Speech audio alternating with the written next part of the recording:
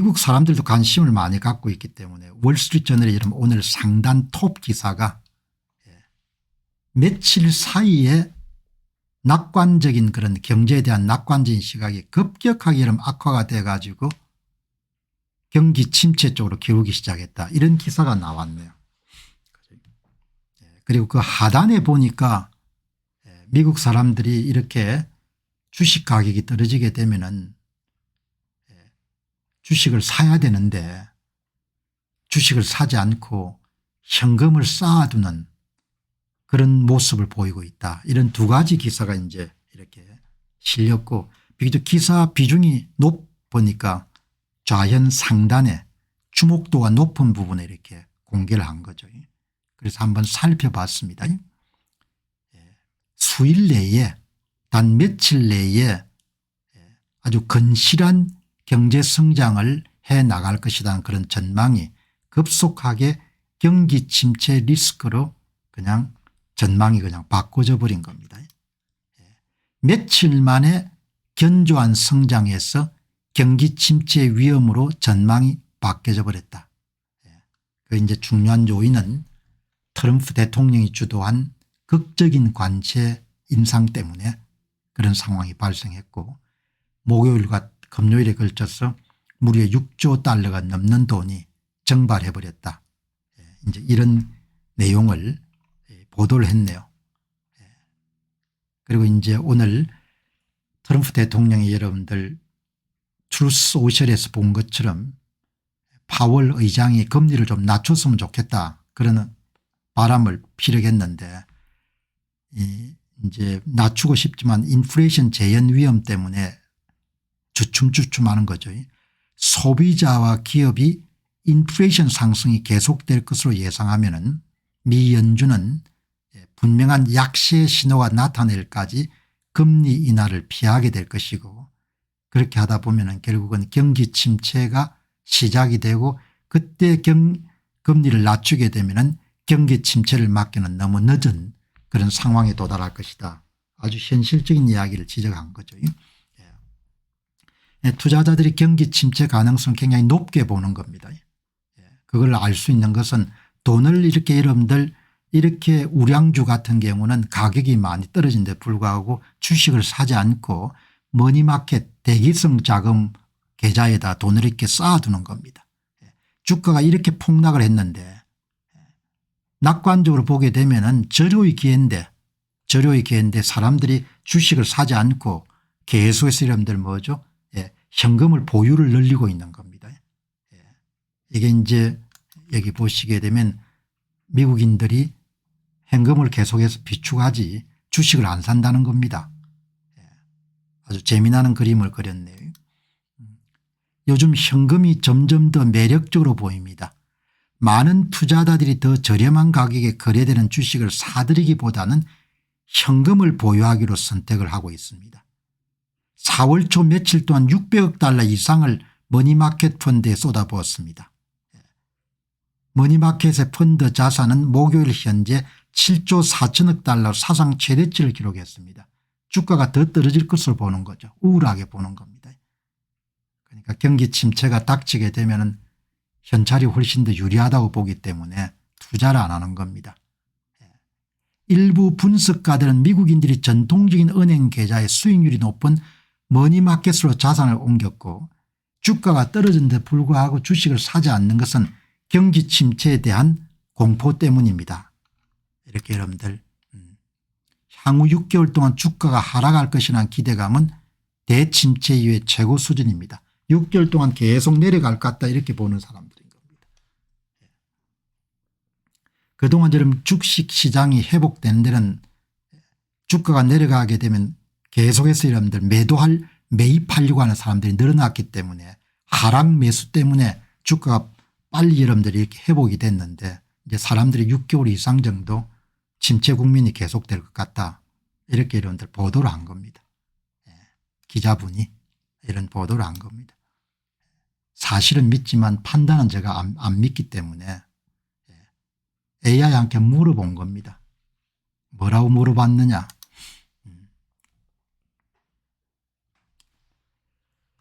지금 월스트리트 저널을 보니까 대기성 자금이 계속 늘어나고 사람들이 보수적인 태도를 유지하는데 내 생각을 이야기합니다. 제가 갖고 있는 생각은 지금 현금이 없으면 할 수 없지만 현금을 갖고 있으면은 분산해서 낮은 가격에 우량주를 조금씩 사모으는 전략이 더 나은 선택이 아니겠습니까? 그냥 더 떨어지는 것으로 보고 기다리는 것보다 어떻게 생각하십니까?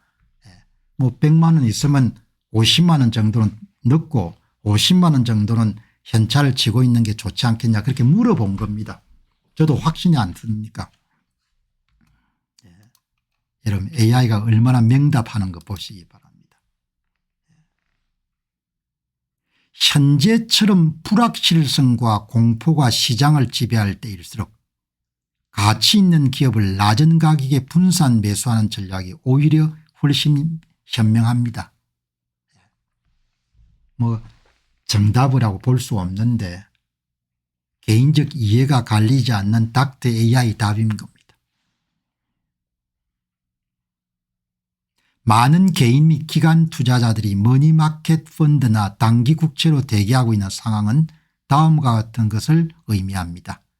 시장이 과도한 하방 위험을 반영 중이라는 신호고 현금은 있지만 방향성이 정해지지 않아서 움직이지 않고 있는 것을 뜻하고 이 현금은 나중에 주가가 회복되기 시작하게 되면 포모 놓치기 싫은 공포로 인해 주식시장으로 유입될 것이고 실제 경제보다 시장이 더 겁을 먹은 상태일 수가 있습니다.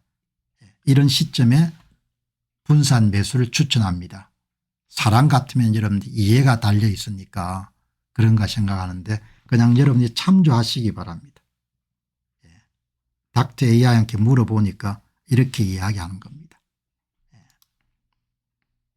더 떨어질 수도 있으니 기다리자는 생각은 단기적으로 맞을 수도 있지만 시장 바닥을 예측하는 것은 불가능합니다. 많은 투자자들은 바닥을 지나고 나서야 움직이기 시작합니다. 현금으로 대기하는 사람 대부분은 시장 반등 초기에 진입하기가 힘듭니다. 당신이 말씀하신 대로 현금을 갖고 있으면 분할 매수 전략은 좋은 전략입니다.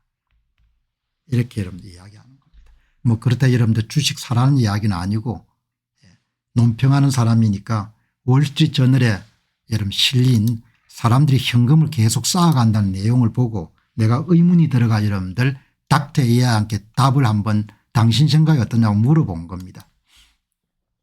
지금 현금을 보유한 사람 중 일부는 기회를 노리는 현금일 수도 있고 일부는 단순히 공포에 움직이지 못하는 자금일 수도 있습니다.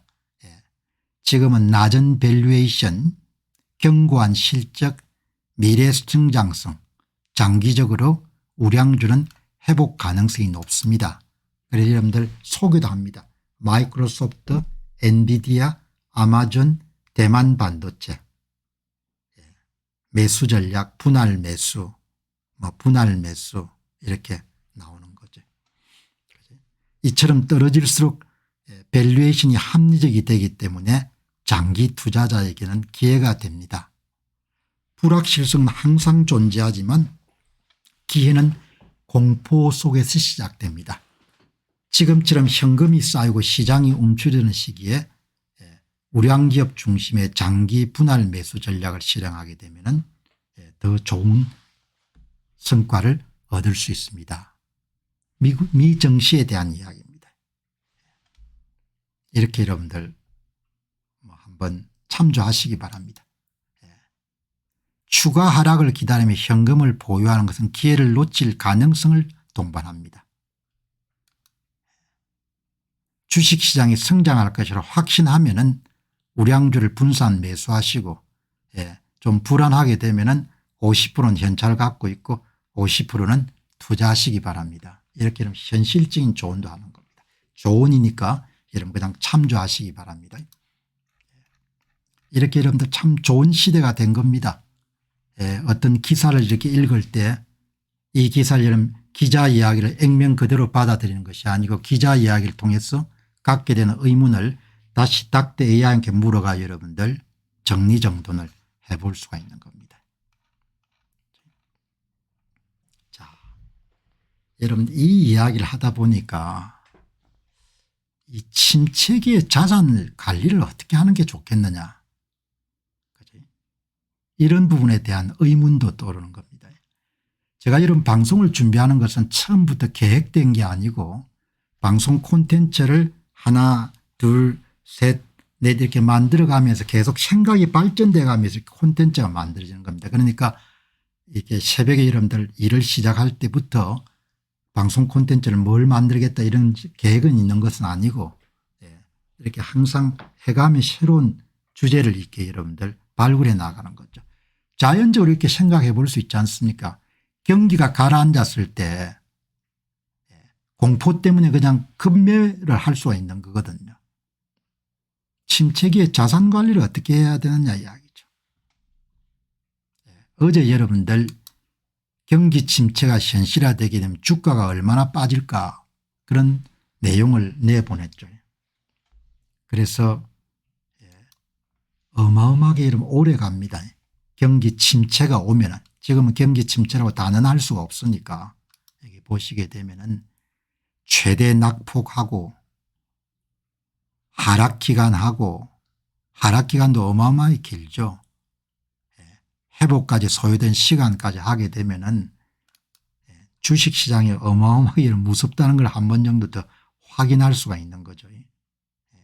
이 내용을 어제 한 번 더 말씀드렸지 않습니까? 경기가 침체하는 경우에 주가 하락폭이 이렇게 큰 겁니다. 자, 그런데 이제 오늘 왜 이런 이야기를 말씀을 드리는가 하니까 오늘 월스트리트 저널에서 여러분들 은퇴 시기를 얼마 남기지 않은 오늘 이 방송 보시는 분들 가운데는 은퇴하신 분들이나 은퇴를 앞두신 분들도 꽤 많으시기 때문에 만일 당신이 은퇴가 가까워진다면은 당신 돈을 어떻게 해야 되느냐 이런 좀 흥미로운 내용이 나와 있는 겁니다. 흥미로운 내용이 나와 있기 때문에 제가 이제 호기심을 가지고 미국 은퇴자들하고 한국 은퇴자들이 처한 상황이 완전히 다르지만 그래도 이렇게 여러분들 시장이 침체할 때 자기 자산을 어떻게 관리하는 부분에 대해서는 공통적인 그런 궁금함을 갖고 있기 때문에 이 내용을 보고 기사를 한번 여러분 본 겁니다. 시장이 침체됐을 때는 공포 때문에 성급한 매도를 해가지고 실패하는 사람들이 엄청나게 많다는 거죠. 가장 주의해야 될 상황 가운데 하나인 거죠. 시장 침체기에는 성급한 매도를 피하라는 거죠. 은퇴가 임박했다면 지금 돈으로 할 수 있는 일은 다음과 같습니다.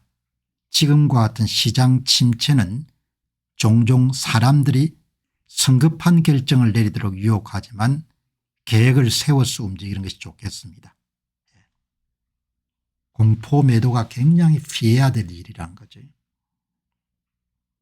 지금처럼 S&P 500이 그냥 고꾸라지게 되면은 공포 매도가 굉장히 많다는 겁니다. 저는 놀란 것 중에 하나가 예를 들어 가장 장이 좋지 않았던 금요일에는 401K 플랜 미국의 가장 대표적인 그런 은퇴 계좌입니다. 은퇴 계좌의 일반적인 주식 거래량이 3배에 달하는 거래량이 기록됐습니다. 공포 매도가 많았다는 걸 뜻합니다. 이성적으로 그렇게 해서 안 된다는 걸 사람들이 알지만 이렇게 여러분들 주가가 폭락하게 되면은 그냥 겁이 나서 때려 팔아치우는 사람이 많다는 겁니다. 그래서 여러분들 이 기사를 준비하신 분이 가장 좋은 당신의 선택은 아무 일도 하지 않고 중지하고 올바른 플랜을 세워보는 것이 좋습니다. 이렇게 조언하지 않습니까? 그죠? 이렇게 여러분들 조언을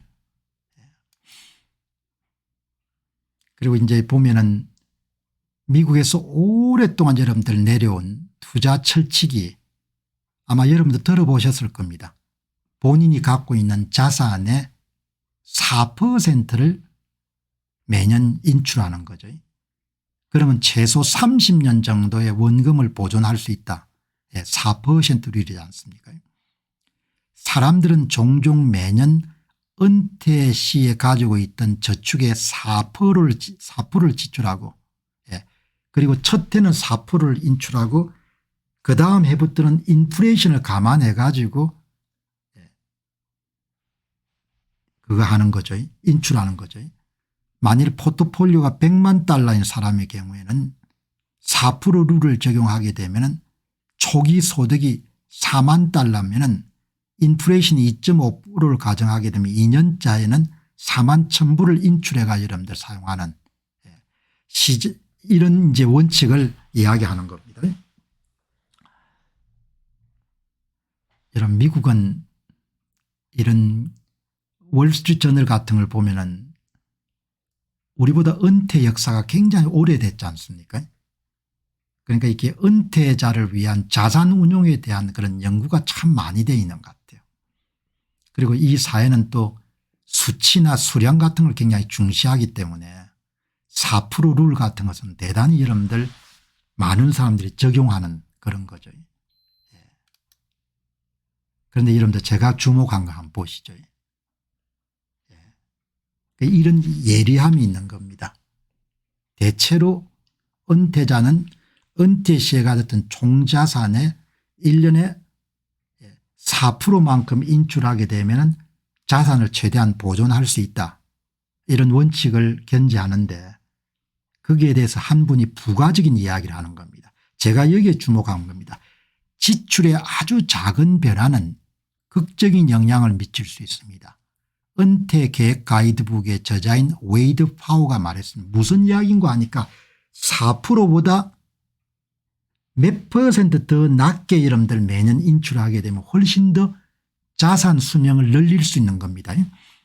예를 들어서 1966년에 은퇴하고 4% 원칙을 고수한 사람들은 30년 후에 돈이 떨어졌을 것입니다. 하지만 대신에 매년 4% 대신 3.8%를 인출한 사람은 30년이 되면 원래 둥지 아래 대부분을 보존했을 것입니다. 그렇게 이야기하는 거죠. 그래서 절대 공포 매도를 해서는 안 되겠다. 그런 이야기가 적혀 있는데 제가 4% 룰은 뭐 어느 정도 지식은 갖고 있지만 조금 더 상세하게 한번 살펴볼 필요가 있다 생각해 가지고 은퇴자들의 자산 운용에 필요한 4% 규칙이 뭘 뜻하냐 이렇게 한번 물어봤습니다. 물어보니까 4% 규칙은 본인이 갖고 있는 은퇴 자산의 4%를 매년 인출하는 단순한 방식으로 볼 수 있지만 실제로는 첫 해 4%를 인출하고 이후에는 인플레이션을 반영해서 인출 금액을 조정하는 방식입니다. 매년 4%를 인출하는 것이 아니고 여러분들이 이 재밌지 않습니까? 본인이 100원을 갖고 이러면 은퇴했는데 매년 4%씩 인출하는 그런 원칙을 지키게 되면은 노후의 파산이나 이런 문제를 극복할 수 있다는 거죠. 그런데 4%씩을 계속해서 인출하는 것이 아니고 거기에다가 이런 물가 상승률을 감안해 가지고 4% 플러스 마이너스 얼마를 인출하는 겁니다. 그러니까 첫 해 자산이 50만 달러면 4%면 2만 달러를 인출할 수가 있고 다음에는 인플레이션에 2만 달러 플러스 마이너스 인플레이션을 대해 가지고 인출하는 거죠. 인플레이션이 5%라면 1.05%를 2만 달러 곱하게 되면은 2만 1,000달러를 인출하는 겁니다.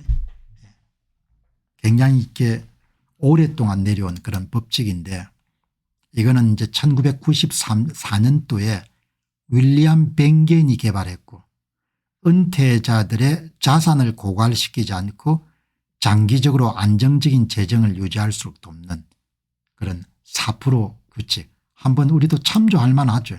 그지? 참조할 만하는데 그런데 이런 보시죠.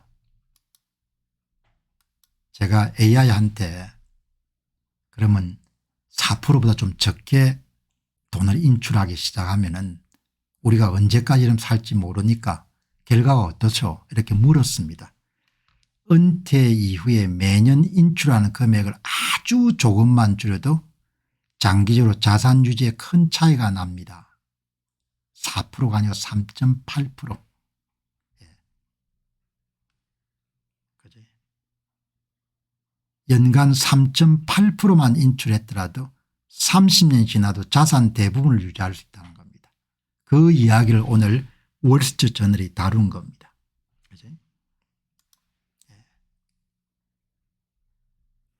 0.2%를 덜 쓰는 작은 절제가 장기적으로 자산을 유지하는 데 큰 여러분들 효과가 있다는 겁니다.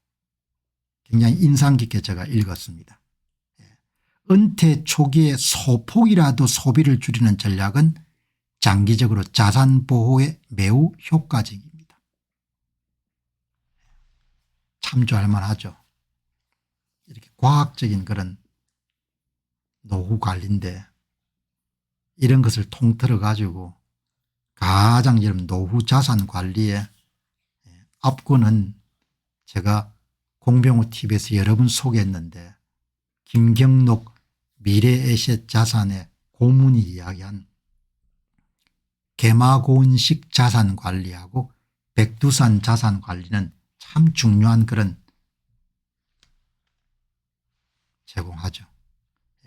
은퇴 시점부터 돈을 빼앗을 게 아니고 가능하면 큰 돈이 아니라도 근로소득을 조금 더 연장을 해가지고 시간을 조금 더 끌 수가 있으면 훨씬 더 노후를 더 좀 탄탄하게 만들 수 있다. 이게 김경록 고문이 썼던 재테크가 여러분들 칼럼 가운데 가장 인상적인 칼럼인 것 같습니다.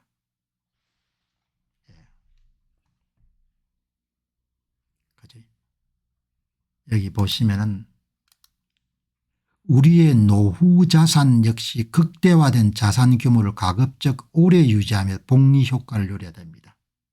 그러니까 미국인들이 노후 자산 관리의 법칙으로 사용하는 4%를 은퇴 자산에서 매년 4%하고 첫해 4% 그다음에 4% 플러스 마이너스 인플레이션을 만큼 인출하라는 대신에 김경록 고문의 이야기는 그게 아니고 원금을 좀 더 오랫동안 유지하려면은 생활비를 조금 더 벌 수가 있으면 아주 도움이 된다는 이야기지 않습니까? 백두산 모양처럼 자산이 극대화되었다 곧바로 줄어드는 방식이 아니고 개마고원처럼 자산 규모가 일정 기간 높은 수준이 유지될 수 있어야 되는데 자산이 은퇴할 때 충분하지 않은 60대는 큰 돈이 아니라도 근로소득을 활용하여 생활비를 일정 부분 충당해 주면은 자산 규모가 일찍 줄어드는 것을 막을 수 있다. 굉장히 중요한 거지 않습니까? 그죠? 예. 장수시대는 자산을 적립기와 인출기로 나누지 말고 그 중간에 개마고원 같은 고원기를 거치는 게 좋습니다. 퇴직 이후에 10년 정도는 근로소득 등을 통해 자산 규모를 유지하는 것입니다.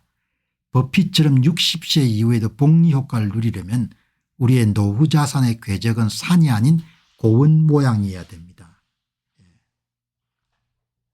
이 김경록 고문의 글은 엄청나게 중요한 글인 거죠. 노후에 여러분들 큰 경제적인 어려움을 겪지 않는 그 미국인들이 저렇게 사용하는 4% 룰보다 훨씬 더 위대한 게 백두산식 자산관리 개마고원식 자산관리인 거죠. 네. 자 여기까지 이제 학도가 됐는데 이제 오늘 극도의 혼란 시기지 않습니까?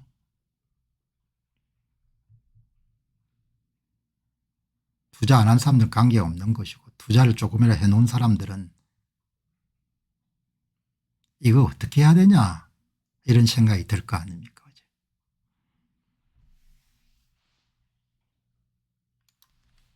여러분 여기에 나이가 좀 드신 분이 칼럼을 쓴 겁니다. 이게 제이슨 이거를 뭐라고 부르는지 모르겠네요. 이렇게 노년에도 칼럼을 쓰네요. 월스트리트저널에. 그래서 이분 칼럼을 한번 보기로 한 겁니다. 왜냐하면 노년이 주는 지혜가 있지 않습니까? 노년이 주는 지혜가. 이 노년이 주는 지혜가 있거든요. 트럼프가 경제 교과서를 찢어버렸는데 당신이 다음에 투자를 어떻게 해야 되는지 좀 고민해라는 이야기지 않습니까?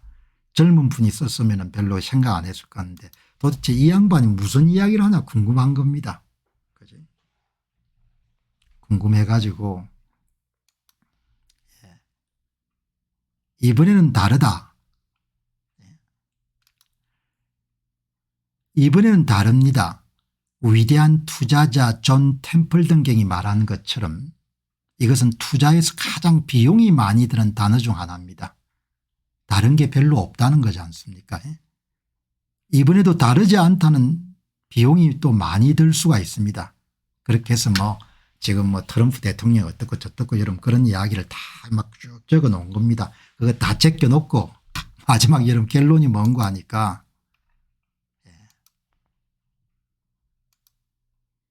마지막 결론이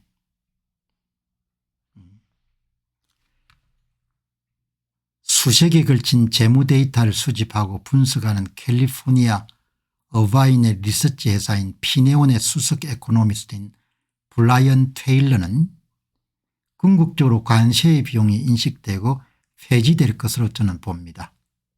과거를 보면은 시간이 지남에 따라 논리가 우시하기 때문에 결국 시장이 회복된 것을 알 수가 있습니다. 마크 하긴스 IFA 기관의 재무고문이자 1790년부터 현재까지 시장을 기록한 책인 미국 금융사 투자의 저자의 이야기에 따르면 오늘날 대부분의 투자자들은 과거에 이 나라의 금융시장이 얼마나 더 혼란스러운지 충격을 받았을 것입니다. 모든 세대는 모든 것이 무너질 것이라고 생각합니다. 고통스러울 수 있지만 우리가 이것을 이겨낼 수 있을 것입니다. 이런 영어 표현을 보니까 이게 get through라는 표현이 있던데 어쨌든 여기 보님 모든 세대는 그냥 세상이 끝장날 거라고 생각했고 이것은 매우 고통스러운데 그러나 우리는 get through it이 아마 잘 모르긴 하지만 그것을 통과해 살아남을 것이다 이런 문장이고 여러분은 결국은 시장이 회복될 것입니다. 회복될 것입니다. 그죠?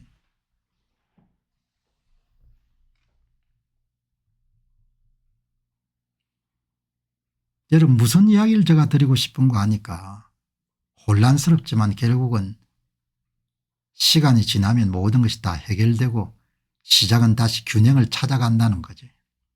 그 시장에 대한 그런 믿음을 버릴 필요가 전혀 없다는 겁니다. 그죠? 오늘 이렇게 나이가 드신 분이 이렇게 혼돈 속에서 어떻게 투자 전략을 유지해야 될 것인가라는 부분에 글을 썼는데 중간 내용은 다 제쳐놓고 시장이 회복될 것이고 결국은 오랜 경제사 금융사를 연구해온 사람들은 결국은 모든 것을 다 극복하고 정상이 돌아갈 수밖에 없다 그런 이야기를 한 겁니다. 그래서 제가 물어본 겁니다. 이 저자의 칼럼을 통해 가지고 저는 이 문장을 어떻게 해석했는가 하면 다음과 같이 해석했습니다. 결국 단기적인 패닉 상태가 주식시장에 일어나겠지만 결국 시간의 문제입니다. 시간의 흐름에 시장은 균형 상태를 회복해야 될 것입니다. 갖고 있는 주식을 투매하는 것은 매우 나쁜 일이고 차선의 선택은 아무런 행동을 취하지 않고 기다리는 것입니다. 그리고 약간의 투자 자금이 지금 있다면 이것을 나누어서 계속해서 원래 계획한 대로 성장 주식을 매입하는 것입니다. 이에 대해서 어떻게 생각하십니까? 그렇게 여러분들 닥터 AI한테 제가 갖고 있는 견해를 이야기한 겁니다. 그러니까 달리 이야기하게 되면은 이렇게 나이 드신 제이슨이라는 분이 쓴 여러분들 혼돈기의 투자 전략에 대한 글을 읽고 내가 갖고 있는 생각을 한번 물어본 겁니다. 이 양반 이야기를 그냥 그대로 추종하는 게 아니고 그러니까 여러분들 하는 이야기 보시기 바랍니다.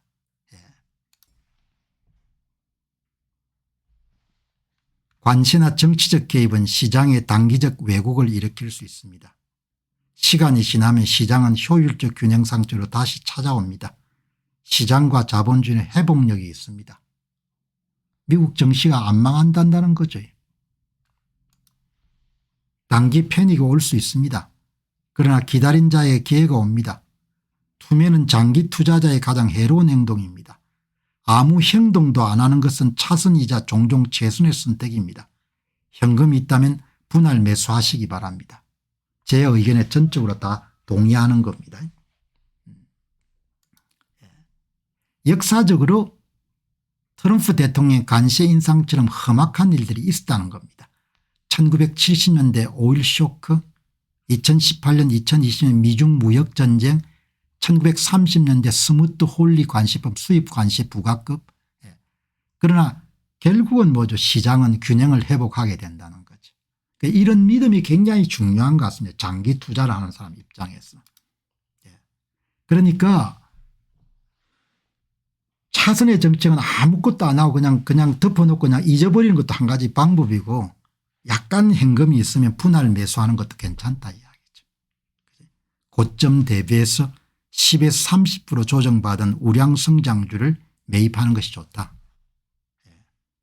AI가 엄청나게 똑똑해진 겁니다. 그래서 이성적으로 판단하고 계획을 고수하는 투자자들은 투자하기에는 대단히 유리한 시기입니다. 엄청나게 여름 떨어졌지 않습니까? 이게 미국의 대표적인 기술주 XLK입니다. 기술주 펀드죠. 엄청나게 떨어졌죠. 여러분, 이게 미국의 대표적인 반도체 상장지수 펀드 SMH. 거의 거저입니다. 거저 가격이. 그다음에 설계사만 모아놓은 펩리스 엄청나게 떨어졌죠. 대공황은 올 수가 없죠. 뭐.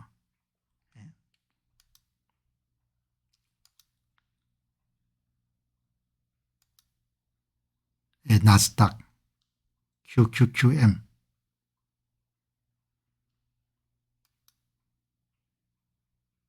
그다음에 여러분들 SCHG 참조하시기 바랍니다. 주식 사라는 이야기는 아니고 뭐 돈이 없으면 살 수가 없는 거고 그렇지 않습니까? 떨어졌다고 지금 사면 안 됩니다. 경제에 대공황이 오고 있습니다. 뭐 또 그렇게 볼 수도 있겠죠. 그렇게 볼 수 있는데, 오늘은 제가 갖고 있는 생각을 AI한테 물어가지고 AI 의견을 한번 받았으니까 한번 참조하시기 바랍니다. 자, 여러분들 AI가 엄청나게 똑똑해졌죠. 추론 모델 때문이죠. 기술 혁신이 대단합니다.